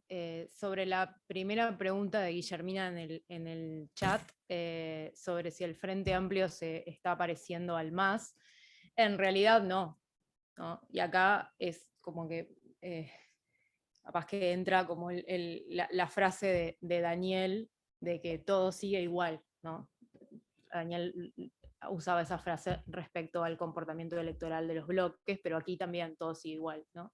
En realidad, el MAS y el Frente Amplio se parecen en el sentido de que son partidos de masas, partidos con militantes. Eso los diferencia de otros partidos, que son los partidos profesionales electorales, que son, por ejemplo, el Partido Nacional y el Partido Colorado. Pero son partidos diferentes, ¿no? Y en ese sentido el Frente Amplio, gracias por la propaganda, pero el Frente Amplio tiene vínculos fuertes con los sindicatos desde sus orígenes, o una conexión orgánica que se mantiene desde sus orígenes y que se reproduce en el tiempo, y lo que muestra este referéndum es otra vez esos vínculos fuertes entre la estructura partidaria y la estructura sindical. Esos vínculos se expresan en dos grandes niveles, ¿no? Por un lado, en la doble militancia de muchos de los miembros del partido militan en los sindicatos y miembros de los sindicatos militan en el partido, a todo nivel, tanto en las bases como en los sectores. Y también en la segunda dimensión en la que se expresan estos vínculos es en relaciones de amistad informales entre dirigentes sindicales y dirigentes Frente Amplio. Entonces, en ese sentido, todo sigue igual, y este referéndum es una instancia más que muestra, como hay otras múltiples que muestran esta conexión entre los sindicatos y la estructura del Frente Amplio, que es muy diferente a cómo es la estructura del MAS, ¿no? El MAS es un partido formado por movimientos. En este caso, el PIT-CNT es un movimiento afuera y autónomo, ¿no? Del Frente Amplio.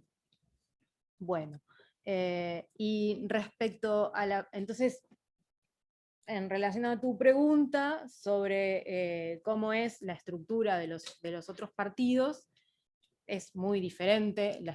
Los otros, bueno, Cabildo Abierto, no voy a hablar, ¿no? Pero el Partido Nacional y el Partido Colorado son partidos que la literatura llamaría profesionales electorales, esto es, partidos que no tienen una estructura permanente de militantes activados. Pero que sí, eventualmente para los momentos electorales esa estructura aumenta, ¿no? Pero desaparece en el medio. Y quizás esa sea una razón, vinculada a lo que venía diciendo, a por qué, dato anecdótico, pero por qué no veíamos, veíamos pocas digo, dado el ajustado que eran dos bloques muy parecidos en cantidad de votos, pero no veíamos... claro, en Montevideo, ¿no? Pero no veíamos balconeras del no, como si veíamos montones del sí, pero probablemente era porque la gente que votaba el no era más difícil saber dónde ir a buscar, dónde conseguir una balconera, y era mucho más fácil conseguir una balconera del sí, porque los comités de base estaban abiertos y muy visibles, ¿no? Y había muchos en el territorio. Aunque claro, Montevideo tiene una característica particular, que es que tenía más votos sí, ¿no? Pero de todas formas, el balcomerómetro, ¿no? Funcionaba de esa manera. Y respecto a la pregunta de Daniel, sobre los, yo acá los llamo, no me acuerdo cómo lo llamé, la masa autónoma, ¿no? Es decir, personas que eventualmente los autoconvocados, ¿no? Los autoconvocados que, o sea, eventualmente son votantes duros, ¿no? Pero que, o sea, votantes muy convencidos, votantes de izquierda muy convencidos, pero que no necesariamente militan en los comités de base, ¿no? No sé cuántos son ni cuánto aportan. En todo caso, el argumento iba por el lado de que sin esa estructura territorial, ¿no? Permanente, que organiza gente, ¿no? Y dice qué hacer, esos autoconvocados que tenían sus papeletas, quién sabe, abajo de los colchones, ¿no? Probablemente su trabajo hubiese sido menos exitoso, ¿no? El punto es que los autoconvocados estaban, no juntaron firmas de la nada, creo yo, ¿no? Sino que juntaron firmas porque había una organización que les decía cómo juntar, ¿no? De qué manera recolectar y sabían dónde entregarlas. Entonces, y estaban, claro, como esta estructura está esparcida, ¿no? Claro, las tenían guardadas porque, yo qué sé, no sé por qué no las entregaban, pero no importa, ¿no? Pero el asunto es que sin esa, el argumento que estaba haciendo es que sin esa estructura, la estructura de autoconvocados en realidad no tiene, no es exitosa, ese era el punto. Y después respecto a la pregunta que uno, como la de Germán con la pregunta de Rosario, ¿qué va a cambiar esto en el futuro? No sé, yo pienso que hay gran estabilidad, como decía Daniel, y que todo sigue igual, pero también para mí hay una cosa ahí de lo que dijiste vos, que no sé si están así, que como que la estructura se activó ahora. A mí me parece que no, que otra vez todo sigue igual. Esa estructura siempre está ahí y tiene momentos, pero no es que ahora se activó por algo, porque hubo una política hacia la estructura. En realidad, esa maquinaria está ahí, ¿no? A veces está más despierta y otras veces está un poco más relajada, pero existe siempre y no, bueno, o sea, como que se reproduce a sí misma, ¿no? Y respecto a qué puede cambiar, no sé qué puede cambiar, ¿no? Lo que sí, para mí, hay gran estabilidad en el escenario y el Frente Amplio y las organizaciones sociales, en todo caso, muestran con esto, más allá de que obviamente el gobierno ratifica su gestión, pero muestran que son un actor de amenaza, ¿no? Es decir, para mí que muestran que no podés hacer cualquier cosa porque te activo un referéndum, ¿no? Y bueno, entonces, igual yo pienso, igual que Buquet, que el gobierno va a ir para adelante con algunas reformas importantes que implican cambios en la orientación de política pública drásticos respecto al, o más o menos drásticos respecto al gobierno anterior, como por ejemplo la ley de medios, ¿no? Bueno. Muy bien. Sí, vamos así. No sé si es al revés. No, es verdad. A ver, entonces, por orden. La primera pregunta, que es la tuya, en realidad tengo la duda de si la entendí bien. Porque, a ver, en Argentina, el mismo día, casi el mismo día, en caso de la primera vuelta, ganaron Alberto y Cristina, coincidiendo con la primera vuelta en Uruguay, y hubo alternancia en el gobierno. No sé si lo que vos querés decir es que en realidad ese bloque ya había gobernado antes que Macri, pero en ese momento hubo alternancia. Entonces, yo en todo caso te haría como una reformulación de tu idea de que la alternancia puede haber neutralizado el posible desgaste que la pandemia generó en la mayoría de los gobiernos de la región. Digamos que por algo así como que no fue la alternancia, fue la alternancia después de 15 años. Claro, ahí está.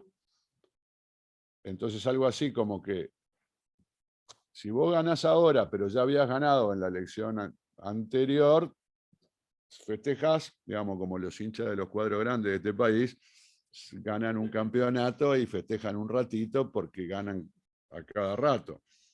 Si vos venís de una mala racha, yo qué sé, no quiero poner ejemplos de gloriosos equipos que hemos ganado algún campeonato. Bueno, si ganamos un campeonato, festejamos todo el año siguiente y no paramos de festejar, te imaginarás. Entonces, capaz que hay un efecto, esto, pero es puro talenteo, ¿no?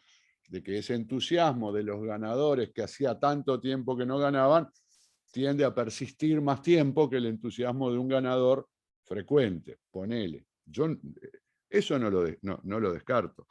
Lo que sabemos en realidad por las encuestas de opinión pública, que es algo tal vez contradictorio, es que la política mejor evaluada del gobierno es la política de salud vinculada a la pandemia. Yo no vi estudios, son números sueltos, ¿no? Números y las correlaciones las hace los analistas en su cabeza, es puro talenteo, no hay un paper, no está claro que lo que explica la popularidad del gobierno es una buena valoración de la política en la pandemia, pero es muy probable. Tal vez eso sí sea un diferencial con algunos gobiernos, con el argentino e incluso con el chileno, que fueron muy restrictivos, hicieron medidas muy impopulares y además con el ingrediente folclórico de que vos pones una cantidad de restricciones que no estás dispuesto a cumplir. Así, soy el presidente, mirá si a mí me vas a decir que no puedo hacer una fiesta, ¿no? Entonces, bueno. Tenían sistemas de salud diferentes. Más.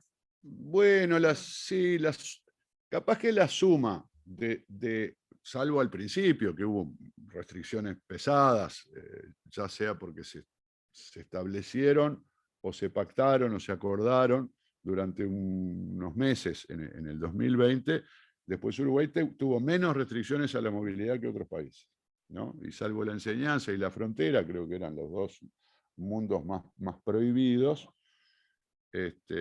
bueno, lo demás se movía, y eso es muy importante en términos de la población que tiene necesidad de moverse por razones económicas.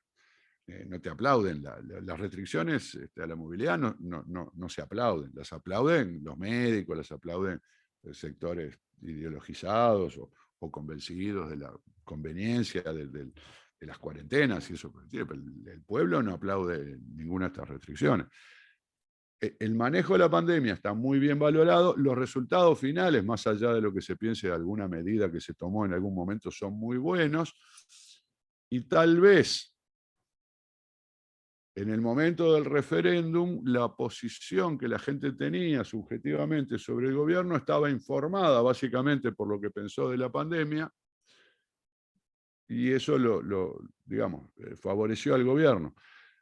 En México, por ejemplo, justamente tenés un presidente así medio presidente de la pandemia, ¿no? No negacionista, al principio casi que negacionista, después fue acomodando el cuerpo, tenías como una secretaría de salud que se ocupaba más de las medidas, y no le fue del todo mal, pero ese perdió votos, en 3 años perdió votos. También en México, la alternancia sería del tipo uruguayo o más, porque Morena, el partido de izquierda que hay ahora en México y que gobierna México, nunca había gobernado el país. Si contamos a su antecesor, el PRD, que en realidad es como una decisión de ese partido, había logrado gobernar la capital y algunos estados y competir en alguna elección, de hecho está denunciando que se les habían robado, pero nunca había gobernado. Entonces, también podrían dar el argumento de decir, bueno, ¿por qué en un contexto socioeconómico negativo, porque igual en México la economía y la situación social se perjudicó, el gobierno sigue siendo tan popular? De hecho, ahora vamos a tener este mamarracho de una iniciativa de revocación, para los que les gusta la democracia directa, una iniciativa de revocación del mandato del presidente promovida por el propio presidente.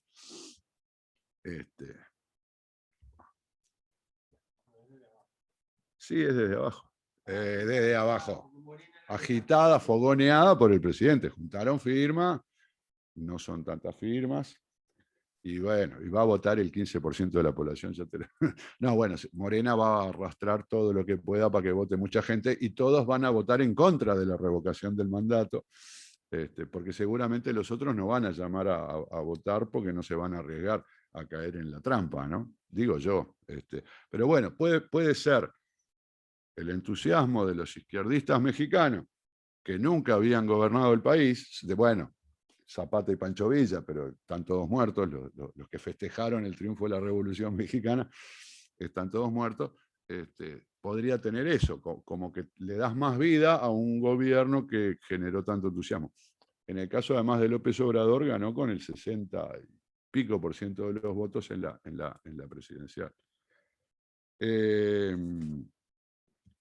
Después, no sé qué venía en el orden de las preguntas. Vamos a dejar eso para el final. No, tengo la de Rafa. Si me estoy olvidando de algo, díganme. Vos sabés que yo creo que hay un problema ahí con la interpretación que vos haces. Está bien, el gobierno se tiene que ubicar y no creerse que es el 54%, sino el 50%. Porque los partidos de la coalición sumados sacaron el 54% de los votos. ¿No? Creer que eso porque yo creo que en realidad todavía no lo entendimos mucho, ¿no? Este último proceso. Creer, por ejemplo, que el resultado del balotaje es una gran remontada del FA basada en la activación de la militancia, yo creo que pasó lo mismo que ahora. Básicamente, sí, mucha gente dejó de votar al FA por las razones por las que se deja votar un partido, sobre todo por razones de voto económico. Las cosas venían deteriorándose luego de un muy extenso y exitoso periodo, más cualquiera que se caliente por Sendik, por Carolina Cose, por lo que vos quieras, ¿no? Lo que quieras. Y todo eso explica una caída del FA. Ahora, cuando fueron a votar entre Martínez y Lacalle Pou, bueno, se alinearon los bloques. Muchos que dejaron de votar al FA, y andás a ver si votaron a Talvi o a Manini, calculo que a Lacalle Pou no lo votaron, bueno, votaron a Martínez contra Lacalle Pou. Porque básicamente seguían perteneciendo al bloque. El problema es que yo creo que están contando en la suma de los votos de la coalición gente del otro bloque.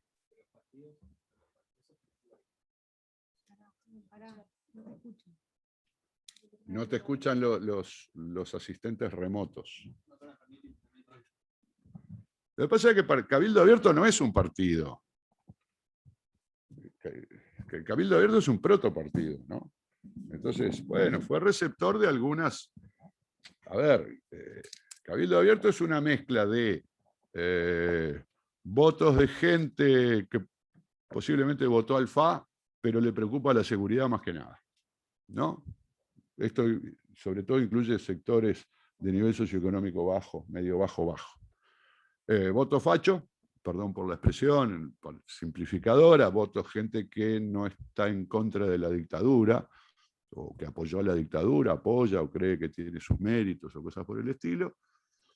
Y yo digo, algún voto rural conservador, no necesariamente facho, pero con el perfil de Manini verdadero, o sea, estanciero católico, ¿no? Vos tenés de todo, entonces, ¿de dónde sacó votos? Sacó votos de todos lados. El Frente no solo perdió con Manini, o sea, no es que se le fue un 10% del Frente a Manini, ¿no? En fin, pero eso no es un partido. Porque hasta ahora no es un partido, porque justamente no tiene la estructura territorial que tiene un partido político, y eso está aprobado por la elección departamental. Cabildo no desapareció, bueno, no desapareció en Rivera, y no desapareció donde metió un candidato blanco, creo que hubo 2 o 3 departamentos, donde se incorporó un cabildante en la terna de candidatos del Partido Nacional. Pero básicamente perdió sus votos, porque no eran votos del cabildo, no son votos de cabildo, no son cabildantes, son gente que votó a una cosa nueva que le pareció buena o atractiva por alguna razón.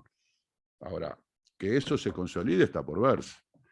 En Uruguay, el Nuevo Espacio, por ejemplo, no quiero hacer ninguna alusión, sacó el 10%, el primer Nuevo Espacio, ¿no? Cuando se creó el primer Nuevo Espacio, sacó el 10% de los votos. El sucesor de eso es el Partido Independiente. El sucesor estricto, digamos, de una opción que no está ni con los partidos tradicionales, ni con el Frente Amplio de centro-izquierda, es el Partido Independiente. Ahora es el uno. O sea, de aquello llegamos aquí. Claro, el Frente Amplio es distinto. Cabildo es un Frente Amplio y en realidad encontró un hueco y un nicho que va a generar una cantidad de lealtades y va a crecer, y dentro de 30 años va a tener la mayoría absoluta de los votos. No lo sé, pero tampoco lo creo. Cabildo es más un nuevo espacio, una opción electoral atractiva por diversas, en este caso muy distintas a lo que hizo atractivo al Nuevo Espacio de Batalla en el 89. Creo más que es este tipo de fenómeno electoral que el otro, pero tampoco lo sé. Perdón, Bueno, pero nos extendimos. Tengo una... Sí, bueno, Déjame... porque así le vamos a Porque, bueno, vamos a contestarle a Diego Luján, que pregunta si teniendo en cuenta la situación, el tema de la reforma de la seguridad social está amenazado por un posible referéndum. Vamos a aclarar que yo creo que una ley de reforma de la seguridad social no se puede someter a referéndum, porque Diego Luján es argentino, le vamos a permitir que no conozca detalladamente la Constitución. El referéndum no se puede hacer contra leyes que establezcan impuestos, ni contra leyes que exijan iniciativa privativa del Poder Ejecutivo. Así está establecido en la Constitución. Yo creo que es las dos cosas, además, ¿no? Serían las dos cosas. Por lo tanto, si se reforma la seguridad social por una ley, no es recurrible. Yo creo que la amenaza, en todo caso, simbólica, pero traducible, es que si vos vas a votar, como dijo Gandini, yo no sé si conocen las declaraciones de Gandini, pero está grabado en Emisora del Sol la semana pasada. Si la reforma de la seguridad social es una ley impopular, básicamente porque ponele que aumenta la edad de jubilación, y por lo tanto mucha gente va a decir, caramba, me voy a tener que laburar más tiempo, y se aprueba con los votos de la coalición, eso al Frente Amplio le va a servir. Es decir, el Frente Amplio va a decir, yo no, lamento, no te voy a apoyar porque no me sirve. Entonces, eso es lo que puede bloquear una reforma de la seguridad social. No una amenaza de referéndum, sino la amenaza de que esa reforma genere un enojo suficientemente grande con el gobierno para cambiar el resultado electoral. Esa es la amenaza. Y sobre las LUC, no sé si era tu pregunta, yo creo que las van a seguir usando.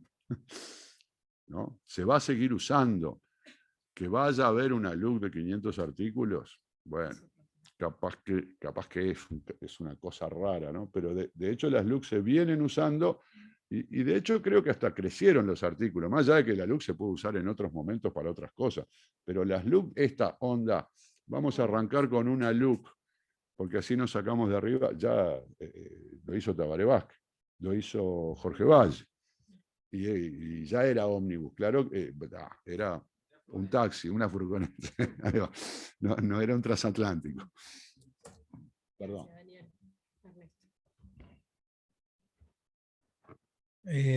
Antes de las que me nombraron, para complementar algo que decía Daniel, a mí me parece que además del tema económico, algo que nosotros lo medimos mucho y fue muy impactante durante el ciclo electoral pasado y hasta la última de enero en este litoral, es cómo la gente en el interior evaluaba muy mal los últimos 3 años todo el tema de la seguridad o inseguridad, según cómo se mire, y cómo lo bien estaba todavía valorando hasta enero el manejo de ese tema, más allá de la pandemia, en el interior. Es decir, junto con los puntos fuertes en el interior del actual gobierno está el manejo de la pandemia, pero en algunos momentos, por encima incluso de eso, el tema de cómo estaba bien la seguridad. Para complementar lo que decía Daniel. Bueno, Rodrigo era, ¿no? Rodrigo, gracias por las preguntas. Sobre los tiempos de la campaña, sí, lo que yo seguramente no me supe expresar, lo más particular en cuanto a los tiempos de la campaña es que no solamente que el sí y el no empezaron en distintos momentos, sino que en distintas localidades, en distintos departamentos, el sí comenzó cuando más o menos los actores locales dispusieron de ese departamento, y el no también. Estuvo más alineado el no que el sí, pero el sí comenzó en distintos momentos, en distintos territorios. Los indecisos crecientes. Bueno, yo creo que esto se viene dando, hay alguna acumulación, hay 2 artículos de Lucía Celiós y Gerardo Caetano, me acuerdo el título de uno, que se llama Con el diario del lunes, bastante, ¿no? Y hay un tercero al cual yo me sumé a ese dúo, y lo titulamos algo así como Cisnes Negros, si no me acuerdo más, sobre la última elección. Lo que nos parece que encontramos ahí es que en los ciclos electorales más o menos recientes hay un número mayor de indecisos más cerca de las elecciones que 20 años atrás. Es una hipótesis de trabajo, se consiguen fácilmente. Por allá, las variaciones con otras elecciones nacionales y o referéndums. Bueno, el referéndum más importante, yo estaba haciendo segundo año de ciencia política, el del 92, y después el del Pistas, del de ANCAP, que fue el del 2002, 2003. No me acuerdo qué estaba haciendo, pero no hice investigación concretamente sobre eso, más allá de la intención de voto. No tengo mucho para decirte, creo que tu razonamiento es, yo lo hago bastante igual, seguramente hay variaciones bastante lógicas, ¿no? Cuando hay candidatos de por medio, estructuras partidarias, que esto, pero no tengo una respuesta con datos. Bueno, el caso de Paysandú, para el amigo biólogo, yo lo tenía como parte de lo que ibas a poner, pero obviamente no me daba el tiempo, pero intento ser corto. Paysandú y Salto, ese enroque que se dio. Hubo de 16 intendentes del Partido Nacional, hubo uno solo que perdió. Uno solo, ¿no? Nicolás Olivera. Creo que hay elementos estructurales. Bueno, nada se transforma o no, pero creo que en Paysandú también hay elementos de coyuntura que tienen que ver con la campaña. Los estructurales. Paysandú durante buena parte del siglo XX fue la capital industrial del interior del Uruguay y generó un movimiento sindical que no tiene absolutamente nada que ver con el de departamentos cercanos, inclusive demográficamente más grandes, o que hoy en día tienen un PBI mayor que el de Paysandú. Paysandú generó un movimiento sindical y a partir de allí una serie de movimientos sociales que tienen otra capacidad de movilización que el resto de los departamentos del interior no tienen. Esa es una particularidad de Paysandú. Tanto es así que si nos vamos muy lejos en el tiempo, plebiscito del sí y el no en plena dictadura, año 1980, el porcentaje más alto del no fue en Montevideo, fue en Paysandú. En segundo lugar apareció Montevideo. ¿Ah? Para que veamos cómo se dan esas cosas. Ahora, elementos de coyuntura propios de la campaña, que no se dieron en otros lugares. Hubo un montón de dirigentes provenientes de partidos fundacionales y de partidos que integran la actual coalición de gobierno, que hicieron una carta pública, algo que no ocurrió en otros departamentos, una carta pública a favor del sí.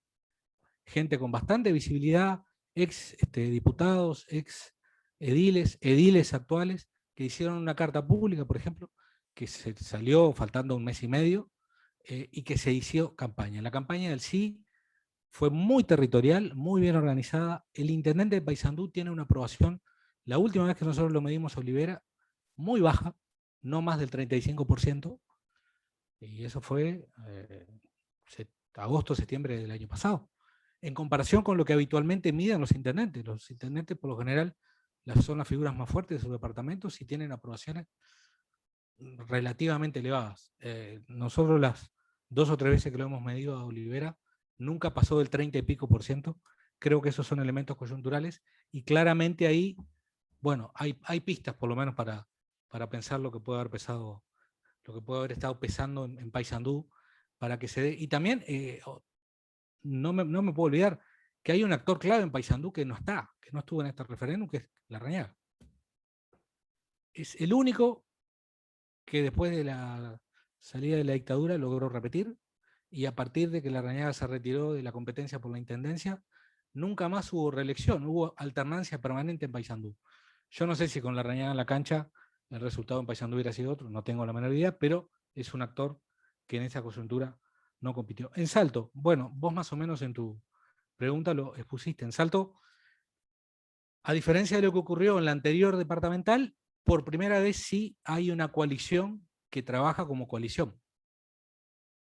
Es decir, en la última elección departamental en Salto, el Partido Colorado tuvo casi el 20% de los votos, que es por otra parte su piso histórico. Nunca el Partido Colorado, ni siquiera después de la crisis del último valle, había tenido esta votación, siempre estuvo para arriba.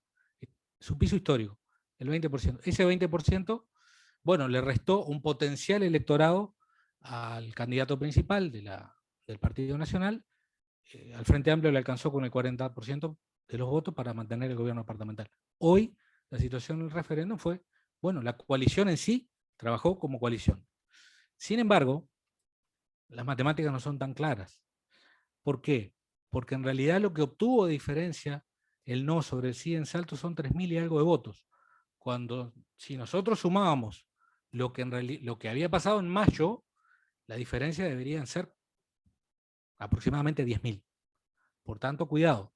Y otra particularidad que se dio en Salto es que si miramos al territorio, y volviendo a lo que intenté transmitir en la exposición, bueno, ¿qué nos encontramos? Salto tiene 6 municipios. En todos esos lugares en el balotaje ganó la fórmula de la calle Pau Gargimón.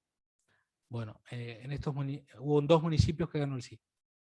Si mira, Belén y Constitución. En uno de ellos soy cohabitante, que es Villa Constitución. Y si miramos la ciudad de Salto, que es el departamento como ciudad más importante después del área metropolitana, como ciudad, porque tiene 100.000 habilitados, la ciudad, te encontrás con un panorama muy variado. Te encontrás con que en el centro, el casco más urbano, más antiguo, y algunos barrios gana el no, y en todo el resto gana el sí. Y eso tampoco se ve en otras ciudades, ni siquiera en algunas que ganó el sí. En Mercedes, por ejemplo, que quizás haya sido el lugar más sorprendente que haya ganado el sí, en Mercedes, no en Soriano que gana el no, en Mercedes, en la ciudad de Mercedes, bastante parejo el resultado electoral. Bueno, ¿La imagen de Lima?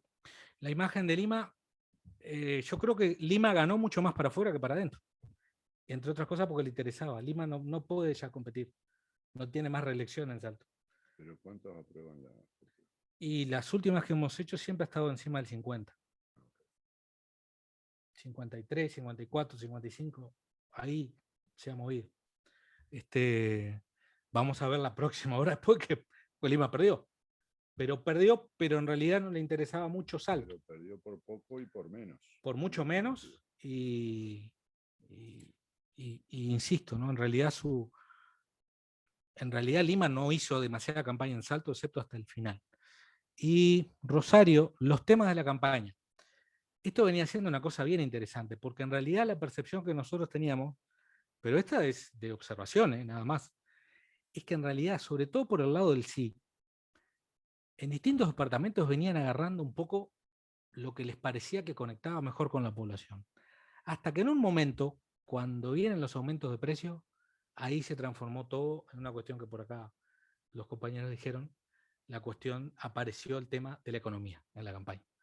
Y en los últimos 3 semanas, claramente la campaña del sí estuvo muy fuertemente anclada en el aumento de los precios, el aumento de los combustibles.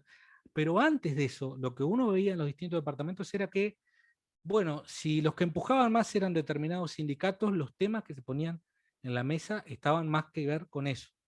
Si los que empujaban más eran algunos actores más del Frente Amplio, los temas no necesariamente eran los mismos, sino que, por ejemplo, se iba más por cuestiones como, bueno, el tema del Instituto de Colonización, el tema de si la LUCO mejoraba o no la inseguridad. Es decir, hubo como un quiebre ahí. Y el quiebre tiene que ver con el elemento de coyuntura, porque, bueno, apareció la guerra y más, y cambió. No sé si el resultado hubiera variado o no, no tengo la menor idea, pero que los temas sean... En ese sentido, la campaña del no fue mucho más homogénea.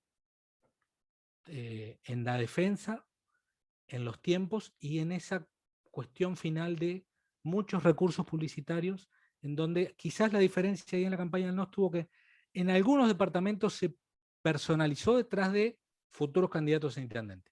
En otros departamentos no, se personalizó detrás de la figura del gobierno nacional.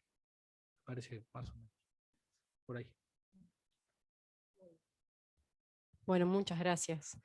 Gracias a los tres, en primer lugar, a Verónica, a Daniel y a Ernesto, por presentar, por preparar, por contestar estas preguntas. Gracias también a todos los que vinieron hasta acá hoy, haciendo la primera actividad de AUSIP, un evento presencial que hacía 2 años que no se hacían, así que estamos como muy contentos de poder empezar así. Gracias también a quienes asistieron a través del webinar. Ojalá que la próxima vez puedan venir presencial, porque creemos que está buena esta instancia, podernos ver las caras y también o sea, está buenísimo poder hacerlo virtualmente. Esa posibilidad acerca más gente, pero también venir acá y vernos un rato es una linda oportunidad. Gracias a la Universidad Católica por recibirnos y al Departamento de Ciencias Sociales. Está bueno también, bueno, poder volver a usar esta sala así, hasta sin tapaboca. Esperemos que no tenga repercusiones negativas, pero estamos autorizados. Y bueno, con esto creo que cerramos, seguiríamos hablando, pero ya son más de las 8, así que esperen la segunda actividad de estas de análisis de coyuntura, que será anunciada las próximas semanas, por abril, a la brevedad. Exacto. Bueno, gracias a todos. Nos vemos en la próxima.